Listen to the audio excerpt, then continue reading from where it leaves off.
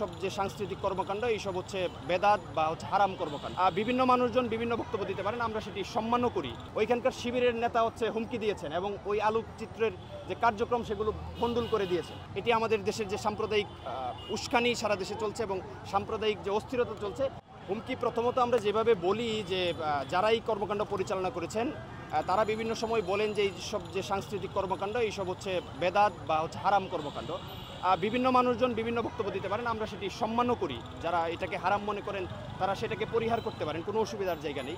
কিন্তু তারাই ঠিক একই ধরনের একটি হারাম কাজ তারা পরিচালনা করলেন এবং দেশে যখন নানা ধরনের সাম্প্রদায়িক শক্তি মাথাচাড়া দিয়ে উঠছে, আপনারা জানবেন যে পটুয়াখালীতে ছাত্র ইউনিয়নের সহযোদ্ধারা 14 তারিখে যখন শহীদ বুদ্ধিজীবীদের আলোকচিত্র প্রদর্শন করছেন তখন হচ্ছে এখানে আলবদর আলসামস এবং পাকিস্তানি প্রেতাত্মা শক্তিদের যারা সহযোগিতা করেছিল তাদের চিত্রকর্ম কেন আমরা প্রদর্শন করেছি, তার কারণে ওইখানকার শিবিরের নেতা হচ্ছে হুমকি দিয়েছেন এবং ওই আলোকচিত্রের যে কার্যক্রম সেগুলো ভণ্ডুল করে দিয়েছেন। অর্থাৎ সারা দেশে যখন জামায়াত শিবিরের এই ধরনের একটি তাণ্ডব চলছে তখন যশোরে এটি মাদ্রাসায় এই ধরনের অস্ত্র সদৃশ এবং অস্ত্র দেখিয়ে যদি নাটকই করা হয়, এটি আমাদের দেশের যে সাম্প্রদায়িক উস্কানি সারা দেশে চলছে এবং সাম্প্রদায়িক যে অস্থিরতা চলছে সেই অস্থিরতা আরও উস্কে দিবে বলে আমরা মনে করি এবং বাংলাদেশের যে সাম্প্রদায়িক সম্প্রীতি সেই সাম্প্রদায়িক সম্প্রীতির জন্য একটি হুমকি স্বরূপ বলে আমরা মনে করি।